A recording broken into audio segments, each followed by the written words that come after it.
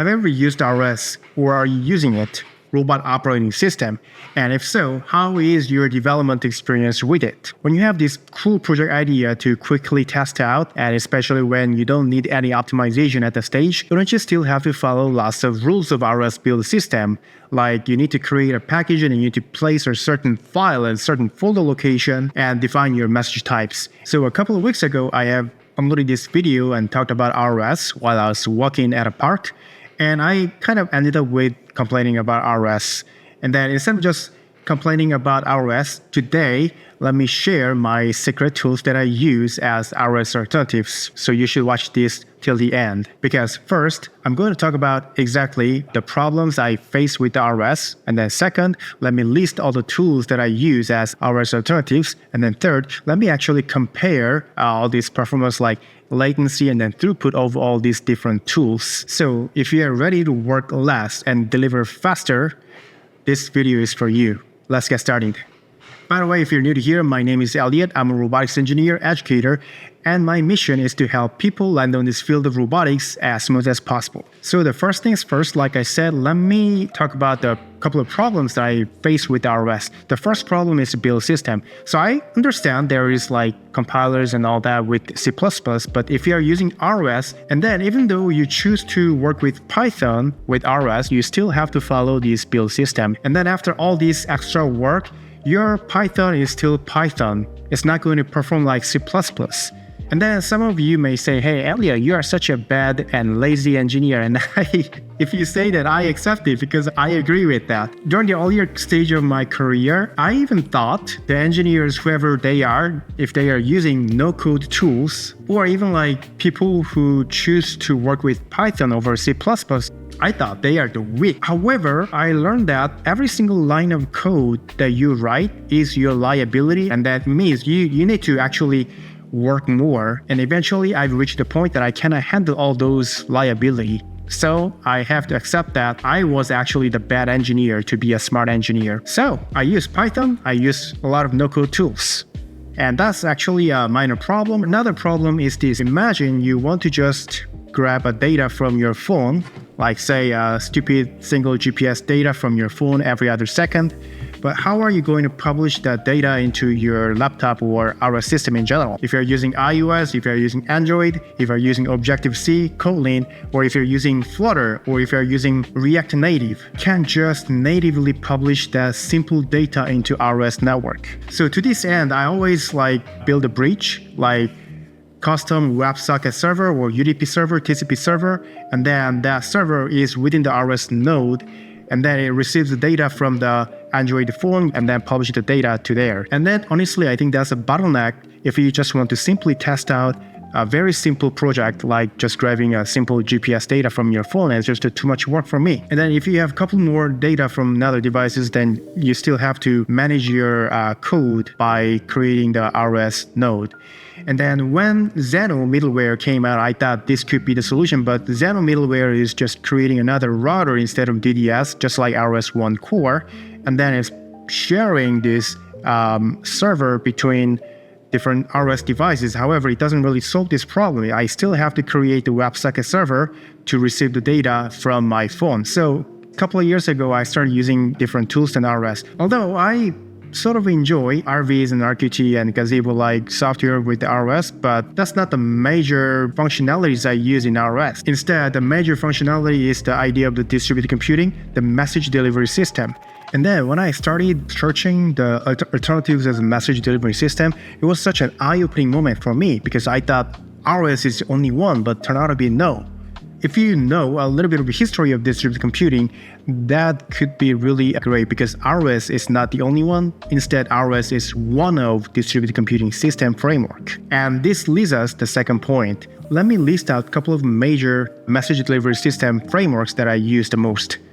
So here's a really brief timeline, which I didn't even know. I just used them, but I didn't know anything about historical context. But it is interesting to see that all these different tools were coming out around the similar timeline. And obviously, the reason I didn't know is around this time, I was even in high school. RabbitMQ, ZeroMQ ROS1 came out 2007, and Apache Kafka, Apache Pulsar came out along the way. And then as you can see, ROS is really one of them, optimized for the robotics project. So how optimal is it compared to other tools? That was my question. So before I make this video, I was just using whatever like RabbitMQ and then ZeroMQ, and then because I kind of eyeballed their terminal outputs and that it was working fine, so I didn't really measure, but I actually measured the latency and then throughput of all these different tools. So let's move on to the performance table. So here on the y-axis is latency, the delay of the message. And then on the x-axis, I compared with the different size of data like 0.001 megabytes, 0.01 megabytes, all the way up to 10 megabytes. And then ROS2 DDS is in blue, Xeno router. They are actually about the same performance. They have no difference.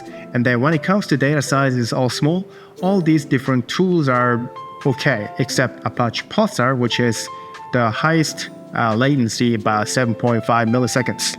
I kind of get that because it's basically designed for the web framework for the backend servers, so I think this much latency is totally fine. However, when it comes to robotics project, the latency needs to be sub-millisecond level. But obviously that's not going to happen all the time, even with the ROS, as the size of the data grows. So with the 10 megabytes of data, ROS2, DDS, Xeno, and all is performing higher than 15 milliseconds. And the interesting thing about this graph is the ZeroMQ, which is really lightweight message delivery system. Among all, only with the latency, the ZeroMQ is the best as minimal latency, and it's really lightweight. So next, this is about the latency when it comes to the throughput.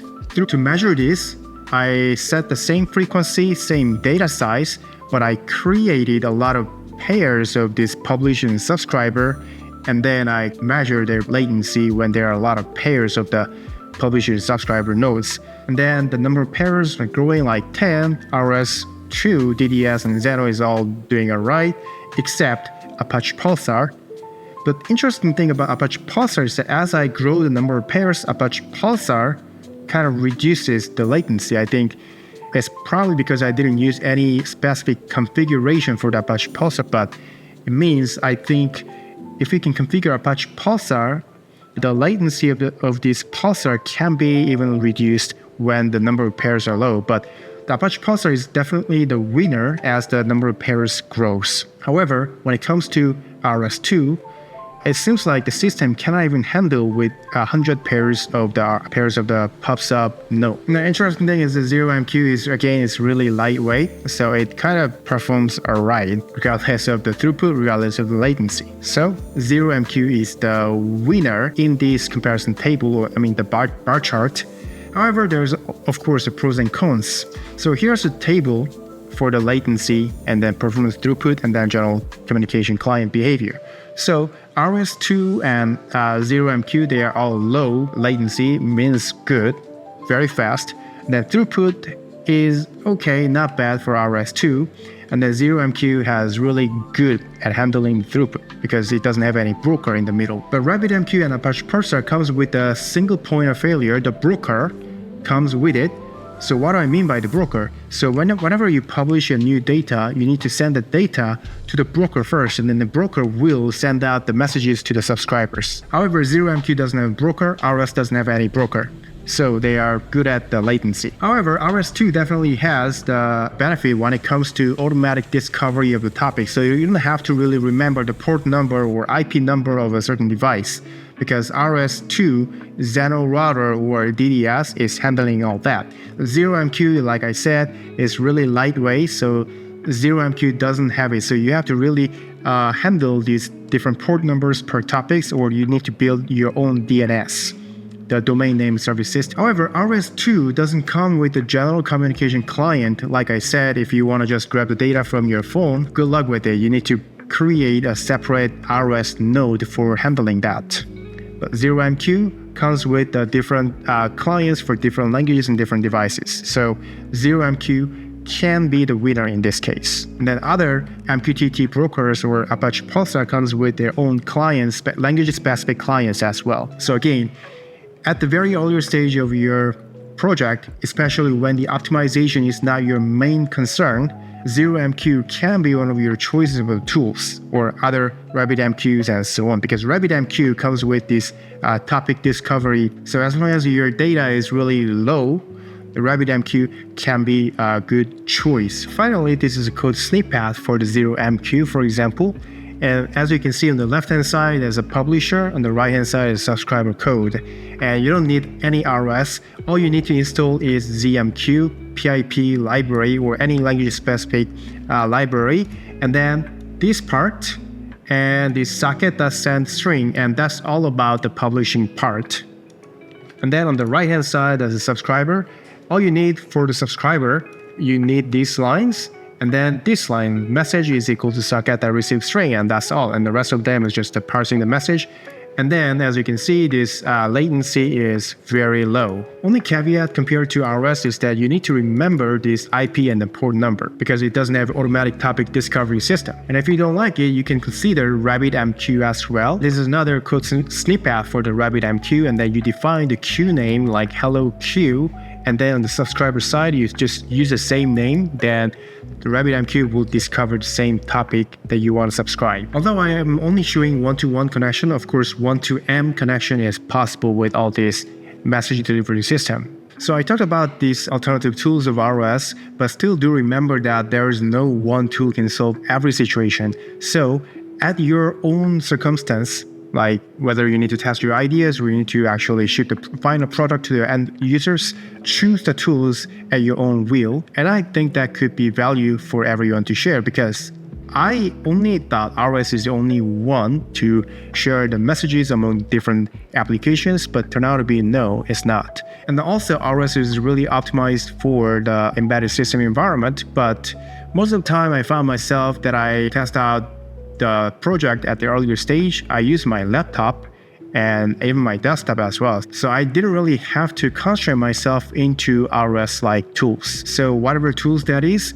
if it can help your situation, use it and then make the decisions faster. Because this field of robotics is really huge and vast, so you might need to test out all different combinations of different ideas. And speaking of that, if you're curious about how to get started with robotics engineering in general, check out this video as well. Also, never forget to like and subscribe my channel if you haven't so. Your support means a lot to me. This is Elliot, I will see you around.